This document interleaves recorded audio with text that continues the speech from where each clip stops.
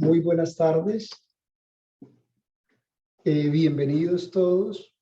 Agradezco a cada una de las personas que está conectada en este momento para la presentación del libro que hoy nos convoca. En nombre de la Universidad del Valle y de la División de Bibliotecas, les doy la bienvenida y les agradezco su presencia. Como lo mencioné, nos encontramos en la presentación del libro Testigo Silencioso, el archivo musical del Convento La Merced en Cali, Colombia, de la profesora María Victoria Casas Figueroa. Este es un libro publicado por el programa editorial de la Universidad del Valle en el año 2021. Se encuentra disponible en la Biblioteca Digital de la Universidad del Valle, conocida también como nuestro repositorio institucional. Lo pueden encontrar directamente en la dirección bibliotecadigital.univalle.edu.co, bibliotecadigital.univalle.edu.co. Allí podrán descargar, consultar, imprimir el libro en texto completo. Este libro, resultado de investigación del proyecto doctoral Cantare Amantis Est, presenta el estudio de la colección de partituras que alberga el Convento La Merced en la ciudad de Cali entre 1903 y 1970. Custodiada en la Biblioteca San Agustín como acervo del Museo de Arte Colonial y Religioso La Merced por la Congregación Misioneras Agustinas Recolectas, enmarcada en dos momentos importantes de la reglamentación de la música litúrgica católica: el motu propio expedido por el Papa Carmelita Pío X y el Concilio Vaticano II bajo la orientación del Papa Pablo VI hacia 1970. Estas composiciones responden a transformaciones en la práctica musical y las regulaciones pontificias. El objetivo es el estudio de la colección desde los aportes de la nueva musicología y analizar sus usos y funciones en el contexto al que pertenece. Se identifica la congregación, se estudia la normativa, se caracteriza la colección y se analiza a la luz de sus usos y funciones. Es una investigación de carácter cualitativo que revisa elementos cuantitativos con herramientas propias de la nueva musicología. La fuente primaria es la colección de partituras que reposa en la biblioteca del convento. Se hizo uso de fuentes documentales, orales y escritas, una construcción teórica, consulta en archivos y trabajo de campo. Se construyó una base de datos y se contrastó la información. Como resultados, se encontraron 1.868 piezas, en su mayoría de música vocal, con usos determinados por el calendario litúrgico y la dinámica vital de la comunidad. Esta colección guarda similitud con otras encontradas en algunos monasterios de habla hispana. Las funciones son estructurales, morfológicas y ministeriales. Se trata de un aporte a las investigaciones musicológicas en las que convergen varias disciplinas como la historia cultural, historia religiosa y principalmente la musicología histórica. Sus resultados contribuyen a procesos de investigación en el campo. También permiten su aplicación como modelo de trabajo en cursos de pregrado y posgrado, en música y en estudios culturales. Para la presentación de este libro se encuentran con nosotros su autora, profesora de la Facultad de Artes Integradas de la Escuela de Música de la Universidad del Valle. Ella es doctora en Artes de la Universidad de Antioquia, obtuvo mención cum laude por su tesis Cantare Amantis Est, estudio de la colección de partituras de las misioneras agustinas recoletas en el Convento La Merced de Cali. Es magíster en Historia, es licenciada en Música y también es ingeniera civil de la Universidad del Valle. En este momento, la profesora María Victoria se desempeña como docente asociada de la Escuela de Música de la Facultad de Artes Integradas. Es líder del Grupo de Investigación en Música y Formación Musical GRIM, adscrito a la Vicerrectoría de Investigaciones de la Universidad del Valle. Es autora de libros y artículos en las líneas de investigación en musicología histórica, educación musical y música en contextos culturales.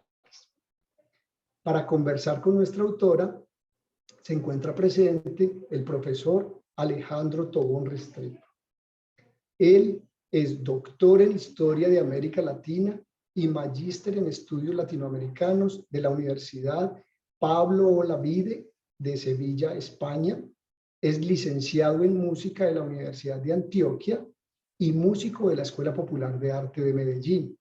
Actualmente es vicedecano de la Facultad de Artes de la Universidad de Antioquia.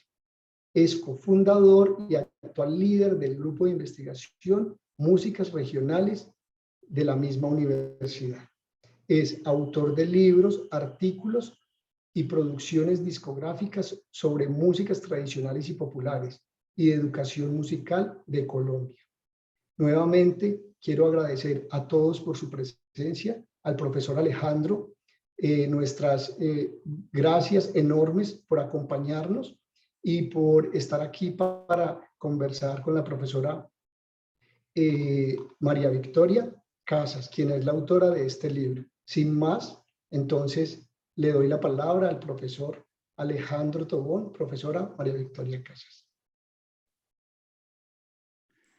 Bueno, muy buenas tardes para todos y todas. Pues el honor es mío que ustedes me inviten a participar en la presentación de este libro, del que es autora la profesora María Victoria Casas, pero que siento también mío, porque es parte del resultado de ese trabajo maravilloso de encuentro humano, académico, científico, investigativo, musical, que pudimos llevar a cabo en desarrollo de la tesis doctoral para el doctorado en artes de la Universidad de Antioquia.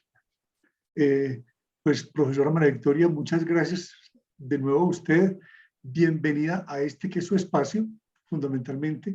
Y yo simplemente lo que voy a hacer es intentar, a través de 2 o 3 preguntas que le haré a lo largo de este dinámica que vamos a desarrollar, para que sea usted misma, con sus palabras, la que nos cuente qué es lo que hay en este libro, qué es lo que le estamos entregando al país y al mundo entero respecto a la colección que usted tan a fondo pudo estudiar. Y yo quiero, pues, además de que nos pueda saludar, empezar por decirle, María Victoria, ¿por qué escogiste este tema de investigación? Bueno, muy buenas tardes para todos y muy buenas tardes, profesor Alejandro. Esta pregunta de por qué escogí este tema de investigación tiene, digamos que una historia un poco más atrás. Quizás hacia el año 2013, 2014, yo estaba adelantando un proyecto de investigación con la Vicerrectoría de Investigaciones de aquí de la Universidad del Valle, sobre la música en Cali entre los años 30 y 50 del siglo XX. Y en esa búsqueda de fuentes entre el 30 y el 50, pues encontré una gran cantidad de elementos supremamente interesantes. El primero de todos es que pues Cali se reconoce actualmente como la capital de la salsa. Pero cuando nos remontamos un poco más atrás nos damos cuenta que hay una gran cantidad de expresiones previas a esa, digamos que a ese reconocimiento que se le hace.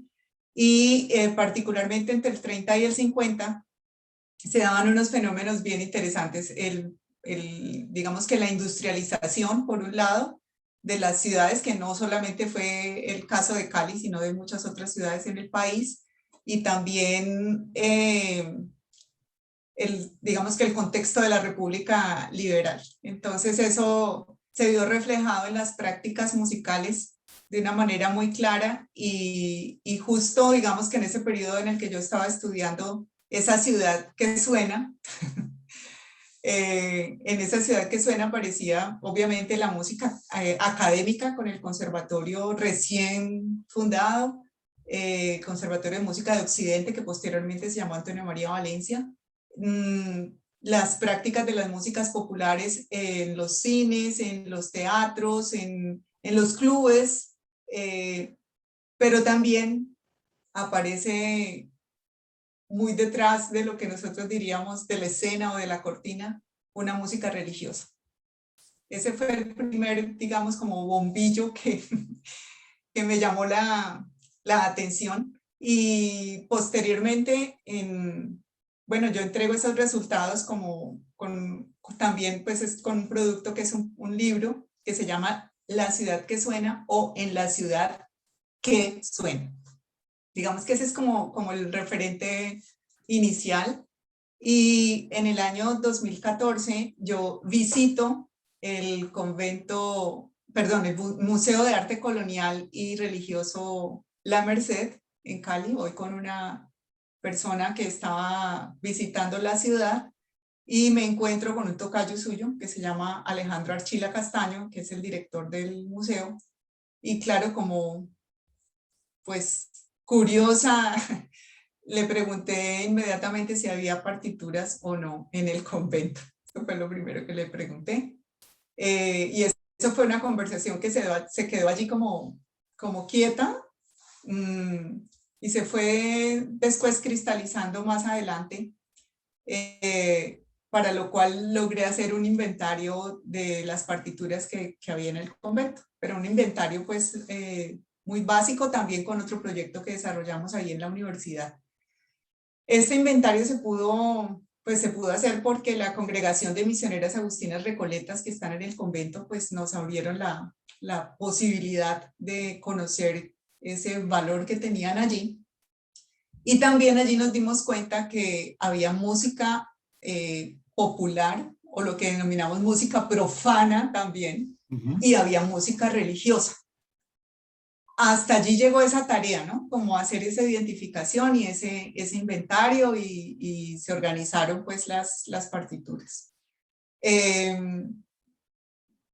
Justo como cuando ya se estaba terminando ese proceso, pues encuentro el programa de doctorado en artes de la Universidad de Antioquia. O yo no sé si él me encuentra a mí, pero bueno, nos encontramos con el programa de doctorado en artes de la Universidad de Antioquia, y yo pues empiezo a consultar pues qué hay en el programa. Me llama mucho la atención cómo está diseñado. Pienso además que también es pues como una posibilidad para darle continuidad a mi trabajo académico. Y pues cuando indago, entonces me dicen, debe presentar un proyecto pues con el cual usted vaya a desarrollar su investigación en el doctorado. Y pues yo dije, bueno, aquí hay un punto de encuentro para mí que es bien interesante, y es que más allá de, digamos, de la musicología histórica, también hay unas búsquedas personales, ¿no? En esas búsquedas personales, digamos que el encuentro con la colección de partituras del convento me permitía, sí, conocer un acervo patrimonial, diría yo, pero también empezar a indagar qué hay detrás de esas partituras, qué significado tiene y cuál es el valor en un determinado contexto, y qué me dicen también a mí esas partituras. Entonces, es así como presento inicialmente el proyecto, esperando pues ingresar al programa.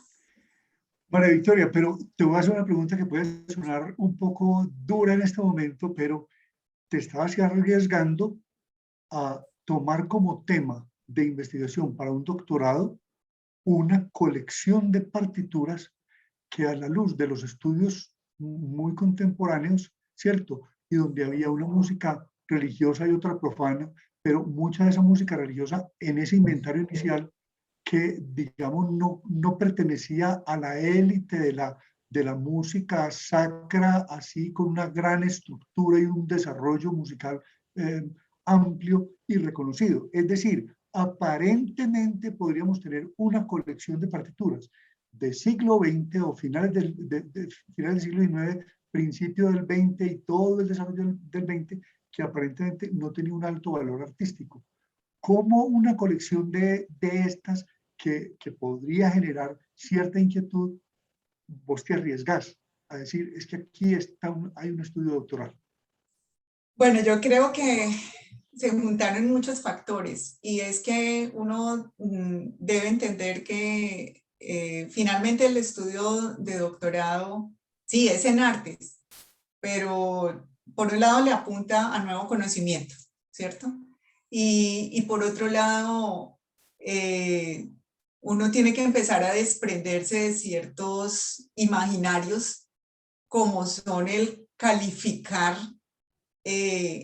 o darle un valor a la música únicamente por su dificultad técnica, ¿sí? Y empezar a entender que la música hace parte del ser humano en cualquiera de sus etapas y en cualquiera de sus condiciones en las que se encuentre. En ese sentido, la colección tiene un valor grandísimo en el contexto en el que está, que quizá la misma congregación ni siquiera, digamos, ha tomado conciencia de todo eso que ellos hacen desde que se levantan hasta que se acuestan, ¿sí?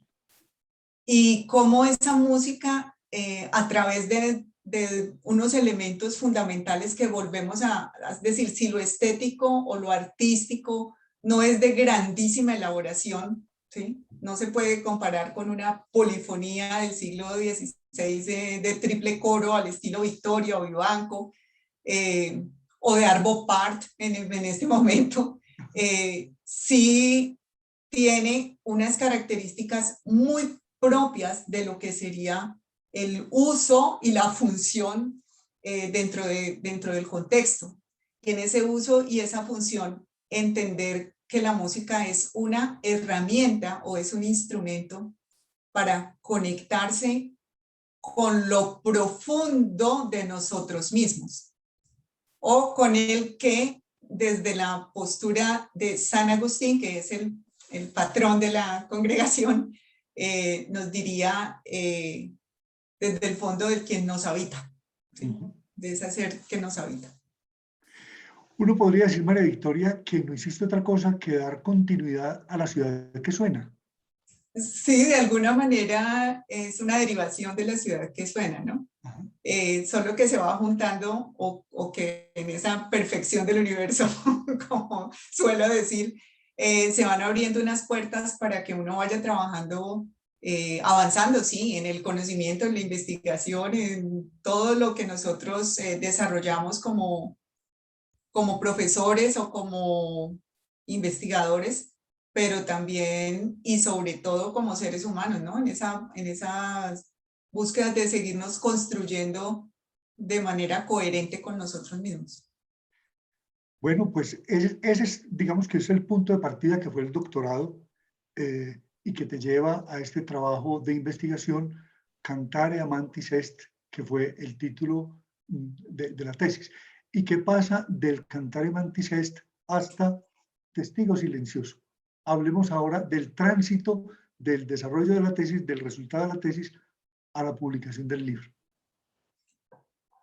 Bien, creo que vale la pena mencionar, como tú mismo lo has hecho, el título de la tesis. El título de la tesis era Cantare Amantis Est, que es también una frase de San Agustín que dice: cantar es propio de quien ama, ¿sí? O es propio del amor.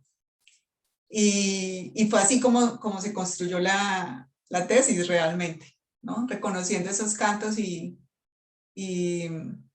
organizándolos, dándoles, digamos que el valor estructural también que tenían, el soporte teórico, el soporte conceptual, y así se organiza la tesis. Pero una vez que ya se entrega y que digamos que una de las recomendaciones fue, bueno, hay que hacerle una difusión mayor y que hay que procurar un mayor alcance, entonces se da la oportunidad de pensarse en la publicación del libro, pero no con el nombre ya de la tesis, y obviamente pues el libro tiene unas variantes de la tesis, y por eso se denomina testigo silencioso, ¿no? Pero yo quisiera que usted comentara algo sobre ese testigo silencioso y luego yo lo comento más. Sí, lo que pasa es que cuando María Victoria me cuenta que el libro se va a llamar Testigo Silencioso, pues yo empiezo a hacer como una serie de reflexiones respecto al título, que me parece muy apropiado y en la dinámica que fue la investigación, pero también en la transformación para llegar al público, a la ciudad misma, una ciudad que suena y una colección que es testigo silencioso. Pero yo creo que la colección no es la única que es un testigo silencioso. Yo creo que cuando María Victoria toma este título, de alguna manera es testiga ella misma silenciosa en el proceso de investigación para encontrar el camino del entendimiento de lo que es una música específica con usos y funciones muy concretos y que quizás a la luz del día de hoy no se vería como representativa de una ciudad salsera, de una ciudad pacífica, de una ciudad popular, alegre y multicultural. Entonces, ese proceso de investigación resulta siendo un testigo silencioso de dar cuenta de que la ciudad tiene muchos matices y que las músicas hablan de múltiples formas más allá de lo que el imaginario popular nos está contando. Pero también creo que es un testigo silencioso desde las búsquedas estéticas del proceso mismo de investigación. Ahorita le preguntaba a María Victoria, porque era muy arriesgada a desarrollar una tesis que aparentemente una música de un no valor estético, de un bajo valor estético. Pero lo que yo creo es que en los usos y funciones, María Victoria fue encontrando como testigo silencioso un valor estético que es en sí mismo lo que la música encierra. Es decir, quizás no coincide con los cánones de esos valores estéticos de la música religiosa de alto desarrollo contrapuntístico o contemporáneo o de grandes formas, sino que tiene un valor estético para que llegue a un alto número de población y sirva en un proceso evangelizador. Allí también hay un proceso de ser testigo silencioso. Es testiga silenciosa a la comunidad religiosa con su colección. Es muy bonito cómo, sin querer queriendo, la colección ha estado guardada allí, celosamente guardada. Es decir, la comunidad sabe que allí hay un valor y un sentido profundo de historia, de conocimiento y de desarrollo de la misma comunidad a través de la música. Pero la música misma es testiga silenciosa en sus partituras. Las partituras son mudas en el archivo, pero gritan y cantan permanentemente cada que una persona, un músico, un investigador llega a ellas para reconocerlas como acervo y como dinámica profunda en la construcción de nosotros como un país multicultural. Y es testigo silencioso también en buena parte los usos y las funciones para las que fueron hechas, porque suenan aparentemente sin ese sentido de gran trascendencia, pero cada que se cantan están cumpliendo el sentido para el que fueron hechas. Es decir, la investigación, los músicos mismos, los feligreses, las religiosas que las cantan en el momento en que las cantan, simplemente las cantan porque son ellas las que tienen que sonar. Pero en cada nota y en cada silencio, el testigo se hace presente. Por eso yo estoy convencido que ese testigo y ese silencio tienen voz y que este libro es la primera voz que grita como una colección aparentemente cerrada, muerta, anquilosada, que tiene una función ya muy determinada, está viva y construye vida. creo que ahí está el gran valor. Esa es mi mirada desde el testigo silencioso. Ahora yo quiero que María Victoria nos presente el libro, nos cuente qué es el libro. Sí, por supuesto. Voy a compartir entonces pantalla para de manera, digamos que un poquito gráfica, hacer el recorrido. Perdón. Hacer el recorrido por la estructura general del libro. ¿Sí? Entonces, desde la selección de la foto para la portada,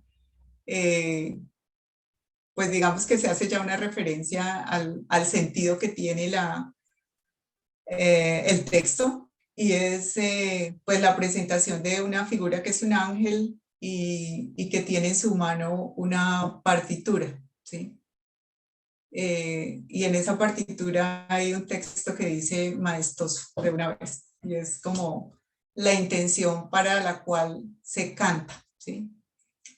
Y en la estructura del libro, ya hemos hablado de esto, entonces no me voy a detener mucho, y es un poco qué es el libro, que es el resultado pues de la tesis doctoral Cantar Amantis Est, y que responde también a un proceso de doble significación. Por un lado, la recuperación de las partituras que están en el convento, particularmente en la Biblioteca San Agustín del convento La Merced, que es un acervo de la comunidad, es un acervo del Museo de Arte Colonial y Religioso, pero que a la vez pasa a ser un acervo de ciudad. Y el otro proceso es la caracterización de un repertorio que da cuenta de unas prácticas musicales de distinto uso y función. Simplemente he querido aquí ilustrar en qué lugar de la ciudad se encuentra el convento, que sabemos todos está en el centro de la ciudad, en el centro histórico de la ciudad. Es el primer convento colonial. De hecho, cuando yo estaba haciendo las primeras búsquedas, pensaba en mi ignorancia, que como era un convento de la época de la colonia, yo iba a encontrar partituras coloniales. Claro, después en el proceso, nos fuimos dando cuenta que había pasado, ¿no? Obviamente en 1821, cuando hay la expropiación de los religiosos, los mercedarios, que eran los monjes que habitaban el convento, salen, y después de 1825 entran las beatas agustinas, y allí viene un proceso a que luego ellas se convierten en terciarias, y finalmente en el siglo XX ya aparecen como congregación de misioneras agustinas recoletas casi hacia la mitad del siglo XX. Entonces eso responde al qué es, al dónde y al cuándo. Este es pues un patio que está ahí cuando uno recién ingresa al museo, y en el lado derecho quise dejar a propósito, por eso esta ilustración, está la pila del Crespo. Para las personas que están aquí que son de Cali, saben que esta fue la primera pila que hubo a comienzos del siglo XX donde las personas tomaban el agua. No estaba ubicada aquí, ¿no? Estaba ahorita allí. El libro como tal se estructura en 4 capítulos y obviamente pues tiene una sección introductoria. Después los títulos los quise conservar en latín, con los nombres en latín como los habíamos dado en la tesis, aunque tiene pues algunas variantes internas en su tratamiento. El primer capítulo son las misioneras agustinas recoletas, solo Dios, honor y gloria, que es lo que ellas tienen en su escudo y en toda su misión y su frente de trabajo. Después música es ciencia bene modulante, que es la música es la ciencia del movimiento, ¿no? Por si hay algún físico por aquí o algún matemático por aquí. Luego están los Carmini Universitatis en el tercer capítulo, que son como cantos universales, y el último capítulo, el nombre de la tesis, que es el Cantar es propio de quien ama, que recoge pues toda la parte del uso y función, y finalmente las conclusiones del libro. Entonces este primer capítulo de las Mars Tolide Honor et Gloria nos va a referir un poco hacia qué es la congregación, qué significa y cuál es su relación con las misiones y con la música, ¿no? Porque todo el tiempo vamos a encontrar esa relación intrínseca, está dentro de su vida cotidiana, como algo inherente a su vida. También vamos a encontrar algo muy interesante y es comprender la noción de mujer de la primera mitad del siglo XX en el contexto de las comunidades religiosas católicas. En este trabajo me fue supremamente útil Edith Stein, la primera filósofa en doctorarse en el mundo, que luego se convirtió al catolicismo y que nos muestra desde su mirada, también muy apoyada en San Agustín, esa noción de mujer con unas diferencias biológicas o fisiológicas, si quisiéramos llamarlas, pero con una condición muy particular, y es que simplemente nosotros somos humanos, ¿sí? Y somos seres humanos, y como seres humanos ya de por sí tenemos unas ciertas condiciones en las que el mismo San Agustín y después el Carmelo Descalzo con Teresa de Jesús y después con Edith Stein nos van a decir que el alma es el alma, no importa si es femenina o si somos mujeres o somos hombres, todos tenemos alma.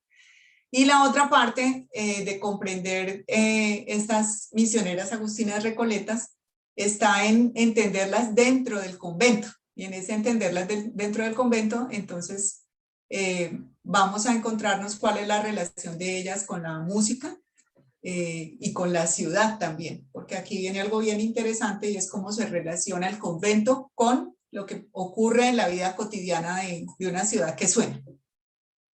Aquí simplemente quise compartirles algunas ilustraciones que van a encontrar ustedes en el libro. Una es de 1920 y otra es de 1955, que es el año en el que se ejecuta la unión de las misioneras agustinas recoletas. Entonces, aunque esta grabación no corresponde a una grabación de las religiosas, sí quisiera que escuchemos un fragmento muy corto de la misa que se cantó ese día y que la cantaron las niñas, perdón, del colegio Nuestra Señora de Consolación. Entonces, perdón. Un momento, por favor. Me confirman el sonido.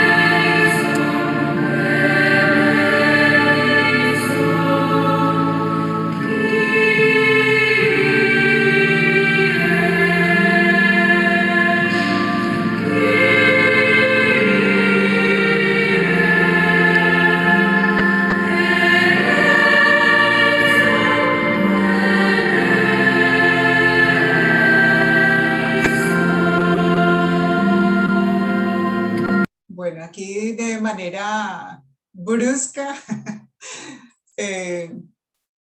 pues suspendo la la grabación, luego viene pues el Criste y de nuevo el Kyrie con esa estructura tripartita particular que tiene el Señor ten piedad, Cristo ten piedad, Señor ten piedad. Bien, con esta ilustración quería que nos imagináramos un poco a las religiosas en ese momento de 1955, entendiendo que ese decreto de unión tiene un significado muy grande, no solo para la congregación, sino también para la ciudad y para en lo que se va a convertir pues, el convento como tal. El segundo capítulo, Música es Ciencia Bene Modulandi, nos va a contar un poco acerca de qué es lo que entendemos por música sacra y por música conventual, perspectiva agustiniana, por supuesto, ¿no? Desde esa mirada que hace San Agustín a la música como un movimiento del alma. Entonces, desde el sentido filosófico y también teológico. Y ello nos lleva a entender cómo va apareciendo a lo largo de la historia de la música y de la música religiosa, particularmente una serie de normativas alrededor de esas prácticas, pero que en el siglo XX van a estar reguladas por los dos momentos que nos leyó Fernando al inicio de la presentación, y es el momento de 1903, cuando se emite el motu proprio de Pío X, y la llegada del Concilio Vaticano II a finales, en los años 60 del siglo XX. Ese es el tiempo en el que se centra en la mayor parte de documentos de la colección, ¿sí? Vemos cómo se aplican y se van transformando esas normativas, y finalmente, nuevamente, la relación de esas dinámicas locales con respecto a la música sacra, pero que se dan en un contexto mucho mayor. Entonces ya no vamos a pensar esas músicas solo dentro del convento o dentro de la ciudad, sino también dentro de un entorno mucho más grande, pues que es la música religiosa católica. Aquí tenemos una ilustración, también va a estar pues allí en el libro, por supuesto, de cómo dialoga la ciudad con el convento, y por eso les quise presentar estas dos fotografías. La primera es la partitura del himno oficial del Congreso Eucarístico Bolivariano que se celebró en Cali en 1949, todo ello detallado desde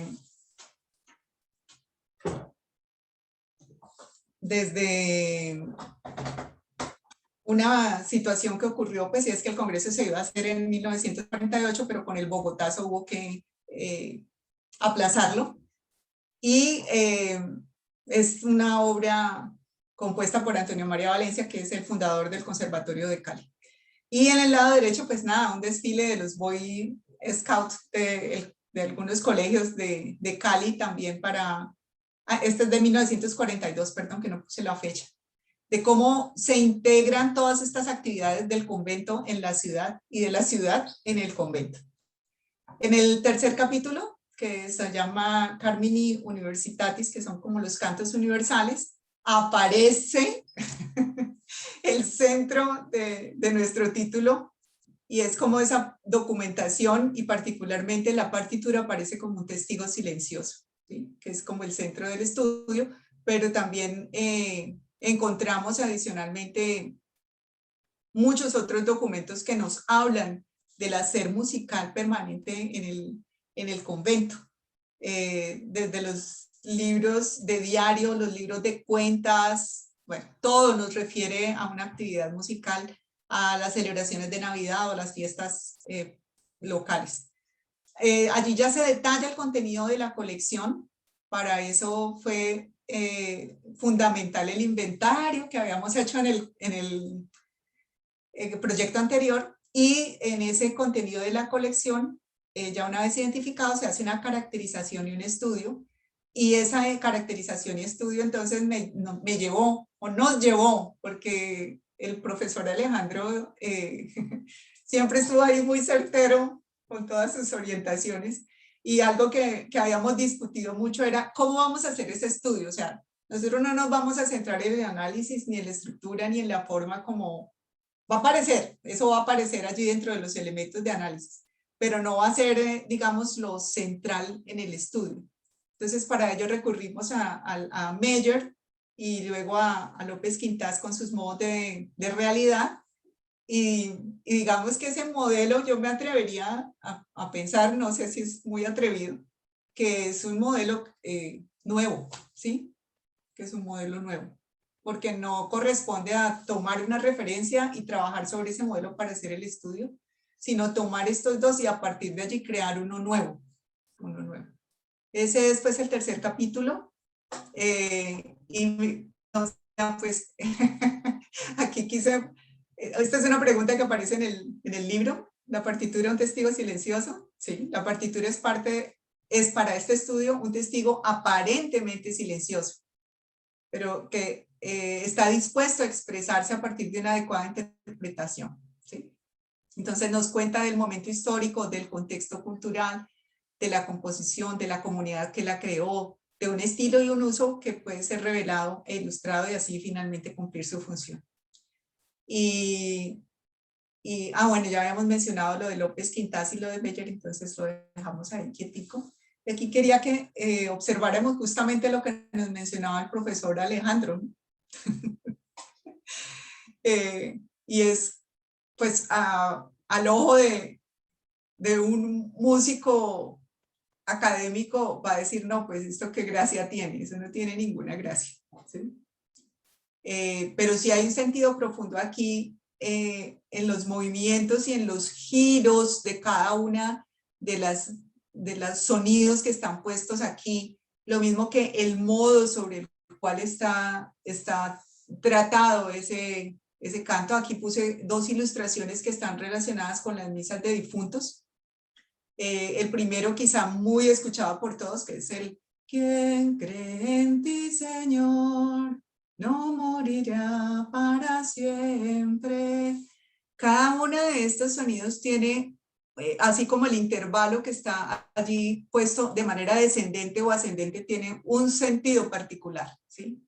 No es puesto de manera desordenada. O cuando el celebrante está cantando sobre el monotono, es decir, sobre una sola nota, y hace el giro ascendente o descendente para cerrar.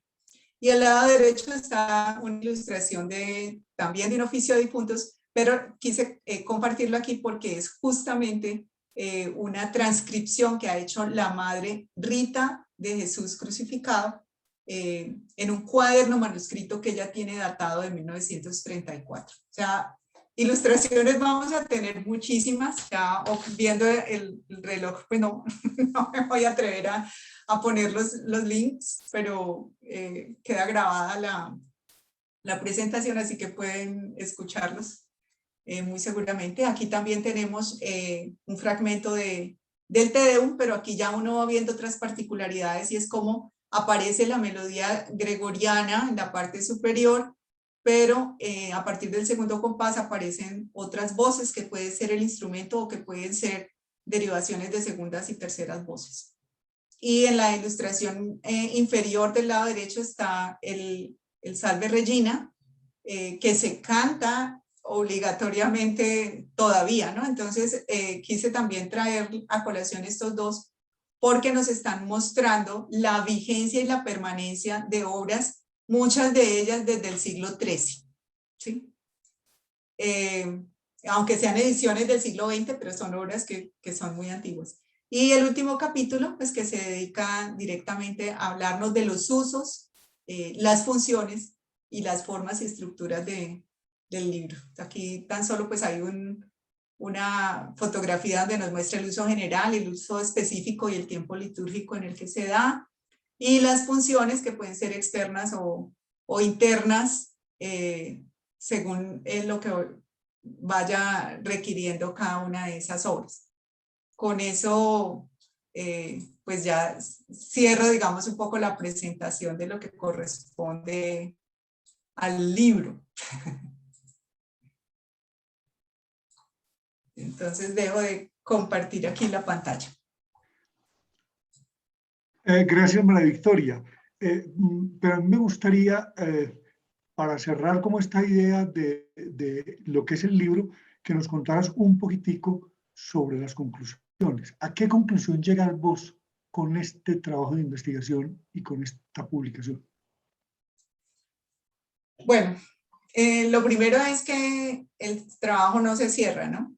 Primero es que es apenas un paso más dentro de estos recorridos y de hecho, pues en conversaciones posteriores con mi director de tesis, hemos seguido indagando y profundizando ya en colecciones más particulares dentro de la colección general. Nos lleva a pensarnos que la música no es un asunto únicamente artístico, como siempre lo hemos expresado, sino que es algo inherente a la vida cotidiana de cada uno de los seres humanos y que en ese sentido tiene un valor mucho más allá de lo académico o de lo estético, sin que no sea, es decir, sin que pierda, por supuesto, su valor académico o estético. Lo otro es que siempre hay una red o un tejido que nos habla de cómo la congregación, que es la custodia de esta colección o la dueña de esta colección, está en permanente cambio y eso es fundamental, ¿no? Entonces, está en permanente cambio. ¿Por qué? Porque la vida cotidiana nuestra está en permanente cambio. Y asimismo es interesante ver cómo, si bien algunas prácticas musicales cambian, también hay otras que se conservan a lo largo del tiempo. Es decir, la música, independiente de que sea religiosa o profana, atraviesa todas las fibras del ser humano y atraviesa toda la cotidianidad desde el nacimiento a la muerte y desde la muerte al nacimiento. Y cuando hablamos de la muerte, no me refiero únicamente a la muerte física, ¿no? Sino que si se pasa de una etapa a otra en la vida, pues tenemos que morir a la anterior para poder pasar a esa. Entonces no se puede ser adulto si no se ha dejado de ser adolescente. Bueno, aunque hay adolescentes de la tercera edad, pero digamos que son como es como esa necesidad de ir cerrando esos espacios para abrir a unos nuevos caminos. Y yo creo que eso es un poco lo que me ha pasado con la tesis.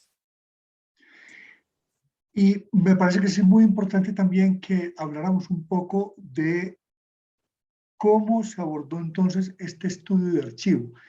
Me gustaría que nos contaras en detalle o con un poco más de detalle ese proceso metodológico, María Victoria, porque creo que tu libro es un punto de referencia importante en el estudio y el análisis de archivos de músicas en Colombia. Sí, yo creo que ese fue un reto bastante grande, ¿no? Ese fue como el principal reto. Lo primero fue pensarse la colección como un todo, ¿no? Eso por un lado, aunque luego pues se detalló, pero la metodología de trabajo se apoyó mucho en la teoría fundamentada de Corbin y Strauss, que es una metodología cualitativa, pero que hace un gran uso de elementos cuantitativos. Entonces, no obstante, creo que fue uno de los momentos en los que le he encontrado utilidad a mis estudios previos de otra formación dentro de la música, claro. Y es que hay que empezar como a clasificar esa información documental, identificar muy bien esas fuentes, ¿cierto? Las fuentes primarias y en este caso entender el trabajo de archivo no solo como la colección de partituras, sino como todo un barrido de documentación que se fue organizando y que se fue encontrando en el convento. Yo tuve la buena gracia de que me facilitaron los espacios y me abrieron la puerta en la congregación, entonces pude consultar sin ningún tipo de dificultad los archivos, que eso es fundamental, ¿no? Y en esa consulta de los archivos, entonces, separar lo que era correspondencia, lo que era libros de cuentas, lo que era libros de diario, lo que era el libro de hechos notables del convento, o sea, todo eso como fuente primaria porque está allí dentro de ese archivo. Y empezar a contrastar, es decir, organizar toda esa información, pero también empezar a contrastar, y eso me llevó a consultar, por supuesto, otros archivos de otras congregaciones. Pues aquí en Colombia podría decir que este trabajo pues está todavía muy incipiente, si bien hay unos trabajos significativos en la Catedral de Bogotá, pero más centrados en siglo XIX y hacia atrás, pues los estudios de los archivos de la música religiosa en Colombia están apenas como abriéndose paso. Fundamental contar con colaboraciones de otras instituciones, por ejemplo, el archivo que tiene el Grupo de Investigación de Músicas Regionales en la de Antioquia, la Sala Patrimonial de la Universidad EAFIT, por ejemplo, fue fundamental porque ahí hay unos acervos muy importantes de músicos colombianos. Entonces, en esos acervos se encuentra uno la información no solamente de la producción de ellos, sino también de lo que ellos tenían en sus bibliotecas. Entonces, empezar a contrastar todo eso. Viajar también fue importante, por ejemplo, el taller de músicas patrimoniales en Cuba, o luego poder tomar el curso del Talis Scholar directamente cantando música del siglo XVI, pero específicamente de música religiosa en tales y tales contextos. Entonces, empezar ese trabajo de archivo y de organizar esos archivos después, tomando como las decisiones de qué es lo que eso es lo más difícil, tomar esas decisiones de qué es lo que quiero trabajar.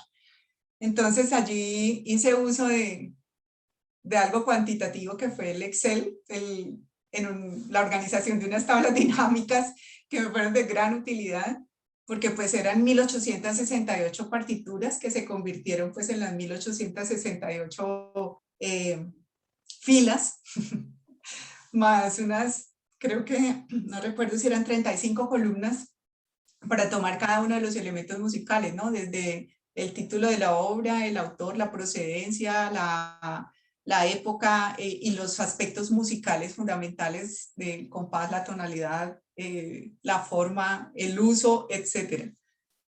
Si no hubiera sido por esas tablas dinámicas, creo que hubiera sido más complejo el análisis. Entonces es como pensarnos nosotros, ya sea como músicos o como historiadores, en el uso de estas otras herramientas que nos permiten entender el archivo. Ahora, la consulta documental es fundamental. La biblioteca de la Universidad del Valle también fue clave porque pues yo estaba como estudiante de la Universidad de Antioquia, pero pues estaba algún tiempo aquí en Cali, entonces aprovechaba obviamente los espacios de acá, digitales o presenciales, para la consecución de mucha documentación ya de bibliografía secundaria. Bueno, el libro es una realidad, ya no es silencioso, ya está gritando, ya está abierto. ¿Qué esperas de este libro, María Victoria? ¿Cuál crees que es la incidencia que va a tener este libro en el ámbito de investigación y en el ámbito musical en Colombia? Bueno, yo creo que como todos los proyectos y los productos de investigación deben estar dispuestos para que sean de utilidad a todas las personas. Y pienso que aunque se trató de un archivo de música religiosa, pues el trabajo puede ser un referente para otros investigadores o para estudiantes que estén inquietos en hacer proyectos de investigación con trabajos de archivos musicales. Creo que es fundamental para eso. Y sobre todo, pues compartirlo y seguirlo trabajando, ¿no? Claro. Y la pregunta obligada, casi ya para el cierre de este encuentro, María Victoria, hay tantas partituras, nos hablaste de 1800 y tantas que están en tu base de datos. La música que hay en María Victoria, la cantante que hay en María Victoria, ¿hasta dónde se atrevió a poner a sonar esa música? ¿Qué pasa con la música, con las mismas partituras? ¿Han sonado? ¿Tenemos algún ejemplo? Bueno, sí han sonado, pues no lo suficiente, ¿no? Pero sí han comenzado a sonar. digamos que incluso ahora en el periodo de la pandemia, hicimos un ejercicio con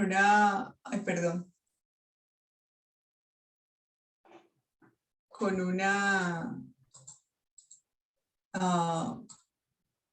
esperen, que es que si no se me cae por aquí, perdón, con una agrupación con la que yo canto hace muchos años, que son amigos de distintos oficios, no necesariamente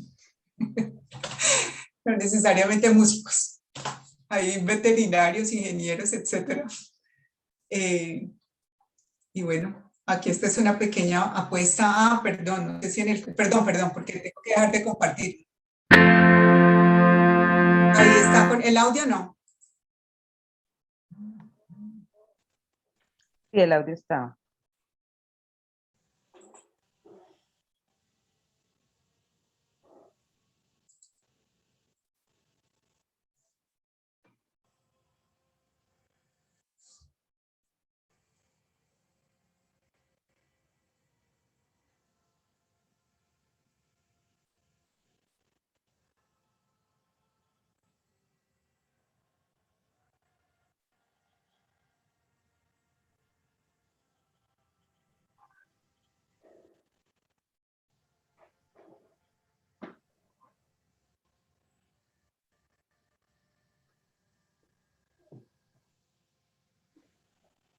¿Soy yo el que me congelé o fueron todos? Profe, no está compartiendo.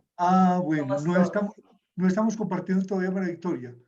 Ay, ¿cómo así? Bueno, un momento, por favor. Perdón. No hay problema. Gracias. Ya voy. No, pero Yo todo comienzo. está muy bien. Hemos estado siguiendo cada detalle y todo está perfecto hasta ahora. Muy bien, gracias, Mario. Gracias, Mario. Un momentico, por favor. Entonces ya comparto. ¿Qué pasó por aquí?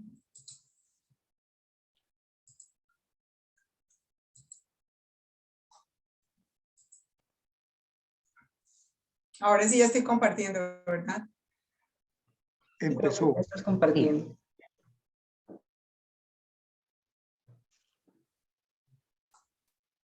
Esta es una obra del siglo XVIII. Está en la colección de Cantemos, melodías y polifonías sagradas de Darío Benítez.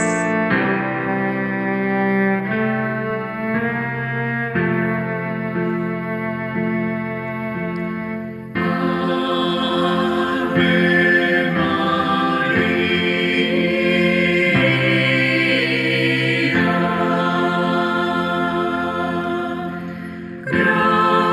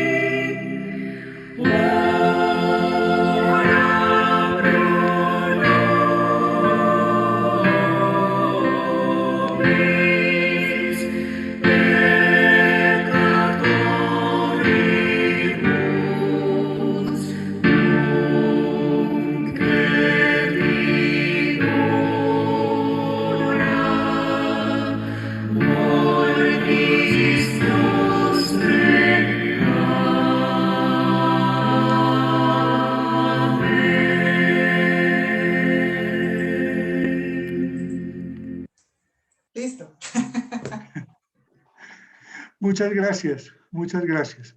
Pues yo creo que ahora quienes deben tener la palabra es quienes nos acompañan aquí, que puedan hacerle preguntas, comentarios a la profesora María Victoria y a su libro. Así que Y al estamos director. abiertos.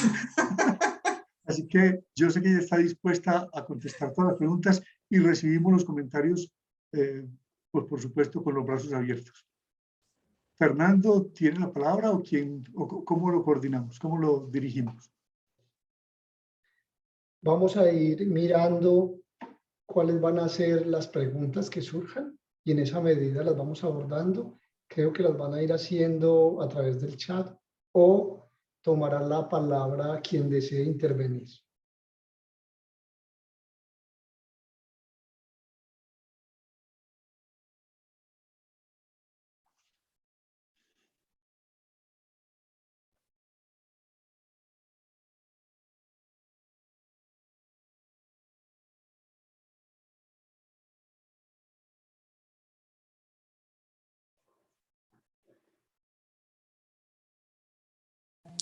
Bueno, si me permiten, soy Mario Egas. Quiero felicitar a María Victoria por este maravilloso trabajo, a Alejandro, porque sé que también está su égida allí, de manera que un trabajo tan bonito, tan importante, tan interesante, me parece que es digno de reconocimiento. Los felicito a los dos. Yo quisiera preguntarle a María Victoria, ¿cómo va a seguir este trabajo? ¿Qué sigue ahora? Ya hubo 2 etapas bien importantes, pero no me cabe a mí la menor duda de que esta indagación nos va a abrir muchas puertas. A mí se me ocurre pensar en que ciudades que tienen esa característica colonial y religiosa, como por ejemplo Popayán o Pasto, desde donde yo estoy, seguramente tienen unos archivos que todavía están así, sin explorar o que por lo menos merecen ese registro para poder difundir. ¿Qué podrías decirnos? ¿Cómo va a seguir esto y qué implicaciones tiene a nivel nacional para la comprensión de la vida musical de nuestras ciudades? Muchísimas gracias, Mario, por conectarte con nosotros y efectivamente, sí, el profesor Alejandro ha sido un faro supremamente importante, ha sido una luz bien grande en este proceso de investigación y lo continúa haciendo, ¿no? Entonces, bueno, digamos que en este momento estamos mirando 2 direcciones.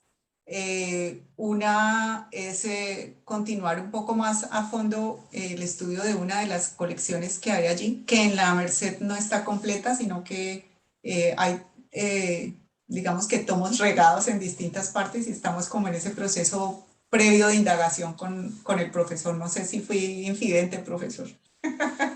Para nada, para nada. Es decir, aquí estudiante y profesor se convierten en colegas, superada la etapa de la tesis doctoral, y buscamos mirar como una alternativa de investigación y de escribir respecto a una de esas colecciones. Vamos a ver si somos capaces de levantarla completa. Pero yo creo que la pregunta de Mario tiene un trasfondo bastante significativo, y es que fíjense que él pone de ejemplo a Popayán y a Pasto, pero les aseguro que en Bogotá, aquí en Medellín hay múltiples colecciones religiosas, no se imaginan hasta dónde, y en otras ciudades del país con absoluta certeza. No hay que mencionar una por una, pero muchas tienen unos acervos de colecciones religiosas importantes que yo creo que ameritan no solamente el punto de partida que está dando María Victoria, sino la consolidación de semilleros y de grupos de investigación y de personas que se interesen en esos archivos silenciosos, invisibilizados. Es decir, ahí tenemos que lograr que la dinámica específica de la investigación musical en Colombia ponga sus ojos también en unos archivos de música religiosa que han estado, digamos, ignorados o escondidos o invisibilizados dentro de la dinámica de investigación en el país, y que el trabajo de María Victoria lo que hace es ponerlos en primer plano, y que este libro lo que hace también es mostrar un camino, una posibilidad para entender lo que allí se da, que va más allá de una apuesta estética o de una apuesta artística, que está hablando de la música en un sentido profundo de sus usos y de sus funciones, más allá de lo religioso que contenga, que en sí mismo ya es un valor muy importante. No, los usos y las funciones de una música que está allí y que está esperando que la volvamos a mirar. Perdón, interrumpo. Mario, y como te decía, en dos rutas. Una, la que acaba de comentar el profesor Alejandro, pero por otro lado, en este momento ya estamos adelantando con la profesora Carolina Badía, del Departamento de Historia de aquí de la Universidad del Valle. Estamos dos grupos, RCU y GRIM, trabajando sobre archivos digitales, inicialmente pues por aquello de la pandemia, sobre la música en una ciudad episcopal que es Popayán, en los siglos XVII y XVIII. Ahora que ya se abrieron pues los archivos en físico, entonces hemos podido empezar a trabajar ya directamente con el Archivo Central del Cauca y ha sido un proceso muy interesante porque hemos podido encontrar ahora sí música de la colonia pues relacionada con todo esto y sobre todo que allí aparece otro asunto y es la importancia no solo en la evangelización, la importancia en la vida cotidiana y la importancia de esa práctica musical en cualquier momento, cómo se conserva y cómo se transforma también. Gracias. María Victoria, Juan Carlos te pregunta qué parte de tu investigación fue la que más disfrutaste y por qué. Uy, toda. Yo no sé, yo le escuchaba antes de ingresar al doctorado, pues mis personas cercanas que de pronto estaban haciendo doctorado o que habían hecho el doctorado, siempre yo los veía con un poco alterados. La verdad es que yo disfruté muchísimo el doctorado, tengo que ser muy, muy honesta. Y bueno, lo pude hacer en los tiempos, ¿no? Hablábamos también un poco con Fernando Betancourt de la importancia de la disciplina, ¿no? De ser constantes en el trabajo. Yo disfruté muchísimo cada una de las etapas, no podría seleccionar alguna. Muy bien, eso quiere decir que fue de verdad significativo. Yo creo que el resultado de un proceso de investigación, más allá del resultado mismo, de lo que arroja el estudio, es la transformación de uno como persona y como ser humano. Y creo que ahí está parte también de esa respuesta que estás dando, que me parece muy importante. Norberto Rutte te está preguntando qué influencia tuvo su formación como ingeniera en este trabajo de investigación. Muchísimo, querido profesor Norberto Urrutia Cobo. Muy importante, fue muy importante porque creo que un poco digamos que de la formación rigurosa de la ingeniería, del pensamiento matemático que uno desarrolla también en esa ingeniería y de la organización, se ven reflejadas en el proyecto. Y por varias razones, entre otras cosas, porque, pues bueno, yo terminé ingeniería civil, pero digamos que tal vez 2 o 3 brazos de la ingeniería civil me gustaron más que otros.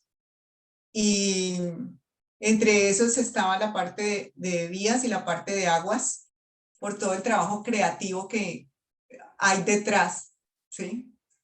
Entonces, para mí sí fue muy válida esa formación de ingeniería a la hora de hacer esta tesis doctoral y de los proyectos de investigación en general.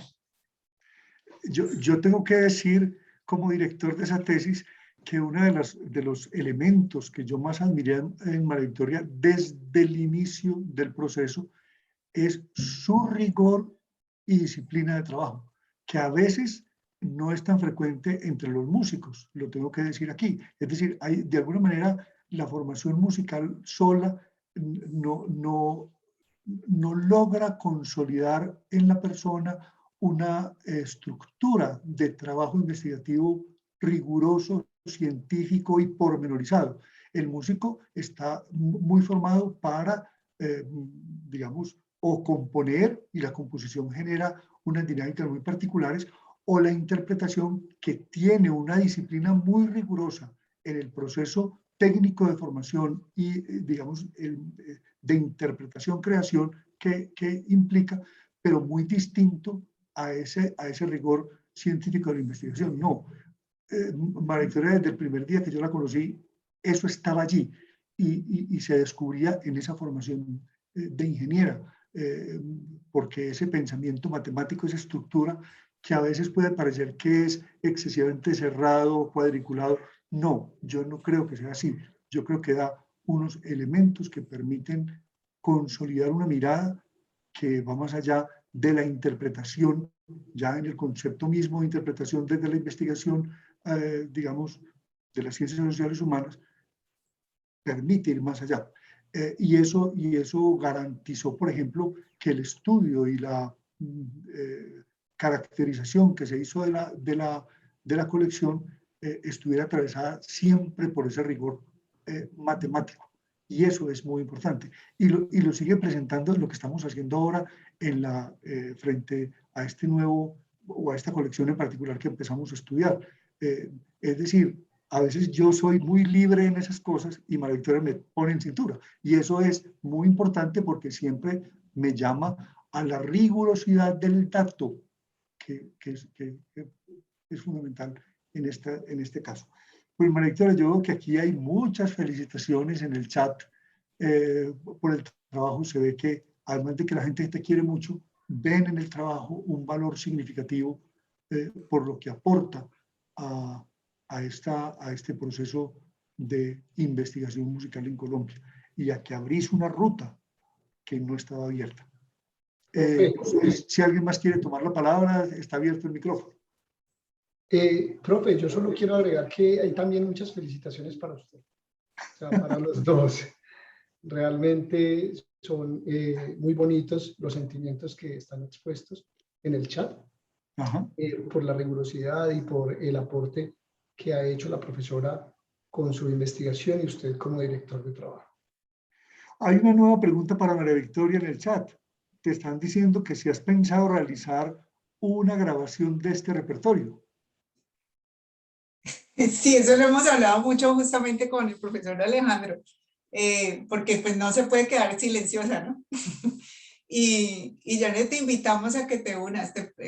Para quienes están conectados, Janet López Calderón es una mezzosoprano maravillosa, profesora de la Universidad del Cauca. Ahora, entonces ya tienen mezzosoprano para vos. Claro que sí. Cuenten conmigo, me parece maravilloso este repertorio, es genial, muy difícil en cuanto a la parte vocal, ¿sí? Como docente de canto es bastante difícil, sobre todo lograr la homogeneidad de las voces, y felicito mucho a su directora, la directora de este coro, que me pareció bellísimo, porque manejar esa homogeneidad no es fácil en este tipo de repertorio. Y pues los felicito a ambos. Y es un gran trabajo, y creo que merece que este repertorio sí tenga una grabación profesional. Sería maravilloso. Ese es el mejor legado que se le puede dejar a la humanidad, además del libro. Gracias. Que sea un reto, profesora, para que María Victoria se anime a dirigir ese proceso. Yo creo que vale la pena que salga adelante.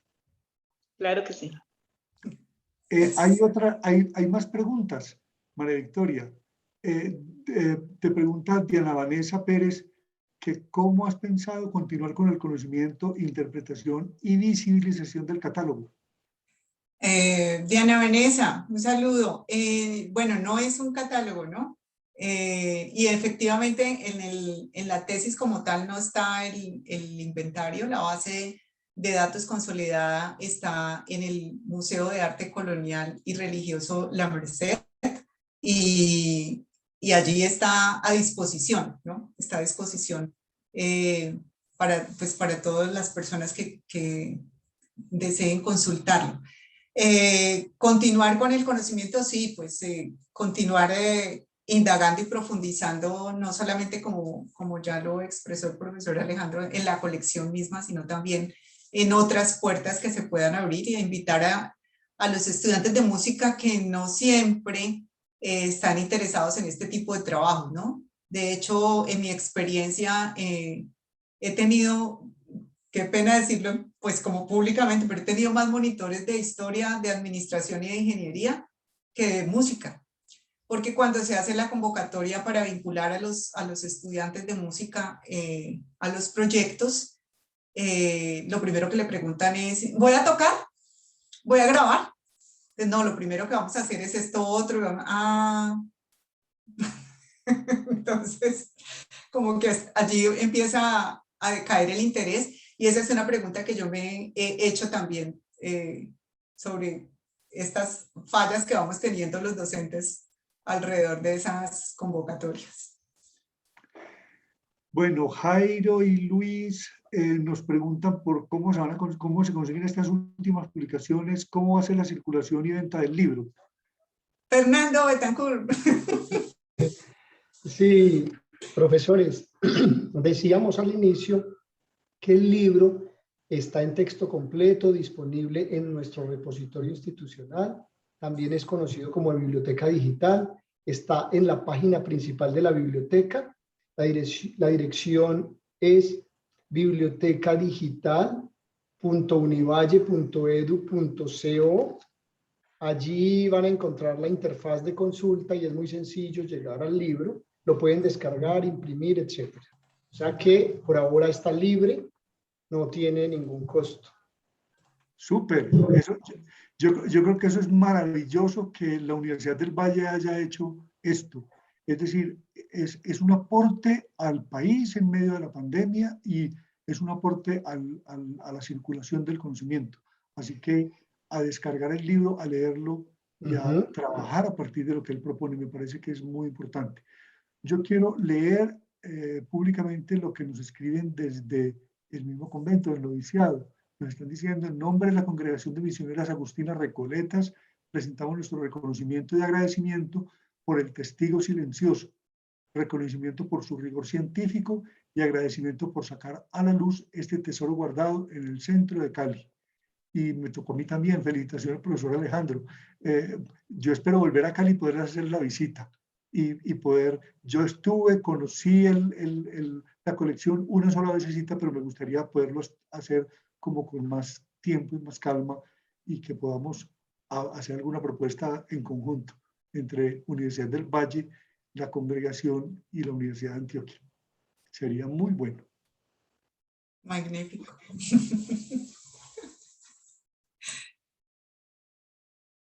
Y Jairo está preguntando por el anterior libro. Me supongo que está hablando de La ciudad que suena.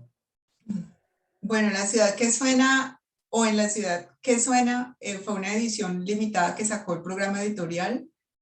Se agotó y no está, por lo menos en el programa editorial no está. Quizá en Siglo XXI, que es uno de los proveedores de la universidad, haya algún ejemplar, y si no, toca hacer la consulta en físico en la biblioteca Mario Carvajal de la Universidad del Valle.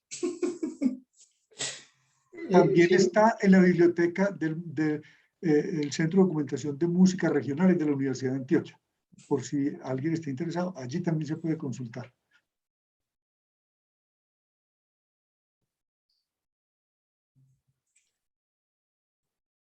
Bueno, no sé si no hay más intervenciones, preguntas, entonces le damos la palabra a Fernando para cerrar.